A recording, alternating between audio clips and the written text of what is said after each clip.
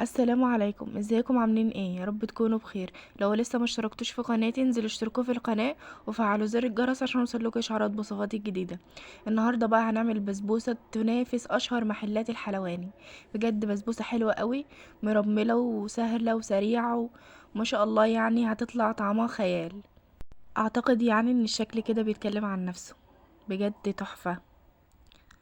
شايفين الترميله؟ انصحكم تجربوها.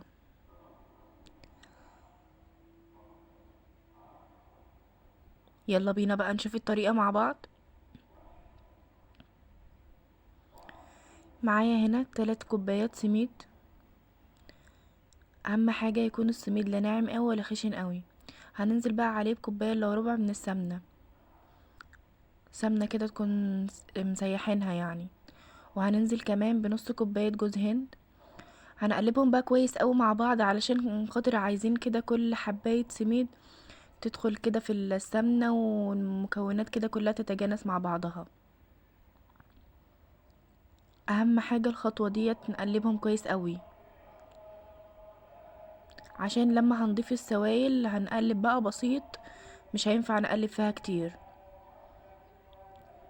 زي ما انتم شايفين كده. هنحضر بقى السوائل بتاعتنا. انا عندي هنا كوبايه من اللبن، هضيف عليها كوبايه وربع من السكر، وهضيف حوالي معلقتين من العسل. لو ما عندناش العسل نستبدله بعسل جلوكوز، آم، او شربات تقيل بتاع الجلاش وصوابع زينب وكده. هنقلبهم كده كويس مع بعض، وبعدين هندفيهم بقى على النار. يعني لا هو دافي ولا سخن، يعني واصل لمرحلة الغليان كده. لا احنا عايزين كده ايه، ايدنا تستحمله يعني. هننزل بقى بالخليط بتاعي. انا هنا سبت شوية لان حسيت ان الخليط السايل كتير، وانا عايزاها تتفرد كده ايه بالسباتولا كده، مش تنزل الخليط سايل كده. كل ما الخليط بقى سايل اكتر مش هتطلع حلوة معانا. لازم يبقى ايه، متماسك كده، ماسك يعني نفسه مش سايل. زي ما انتم شايفين كده. مش هنقلب كتير، بس نتأكد ان كل المكونات كده اتجانست مع بعضها. خلاص كده هنوقف بقى تقليب. وعند الصينية بتاعتي دهنها سمنة. لو عندك معلقة طحينة هتبقى زي الفل يعني.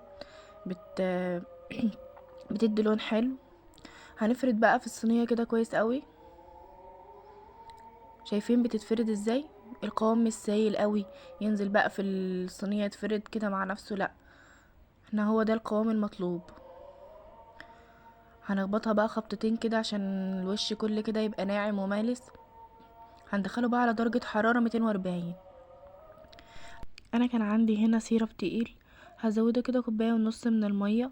لو مش متوفر عندك سيرب طبعا، هسيبلكوا طريقته في صندوق الوصف. هسيبلكوا طريقة سيرب البسبوسة في صندوق الوصف. هنا بقى البسبوسة لسه مخرجاها من الفرن كده. هضيف بقى عليها السيرب سخن وهي سخنة. من عوامل نجاح البسبوسة انها تشرب كده السيرب كله. كده احنا نقول ان هي ما شاء الله تطلع زي الفل ان شاء الله. ننزل بقى بالسيرب بتاعنا كله، هي هتشربه يعني ما تقلقوش. هنسيبها بقى تشرب السيرب كده، تهدى يعني وتشرب السيرب كده كله، وبعدين نبدأ نقطعها.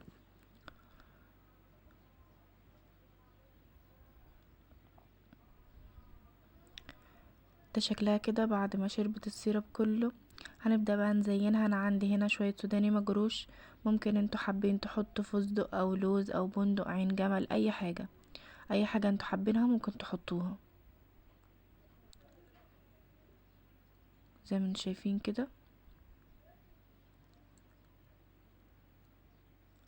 هنبدأ بقى نقطعها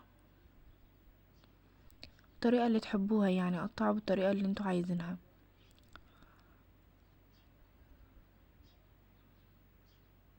طبعا هي كانت لسه سخنة يعني، فيستحسن ان احنا نسيبها تهدى شوية عشان برضو تبقى بتطلع القطعة كده متماسكة. شايفين؟ بجد تحفة. طعمها حلو قوي، مرملة وجميلة جدا.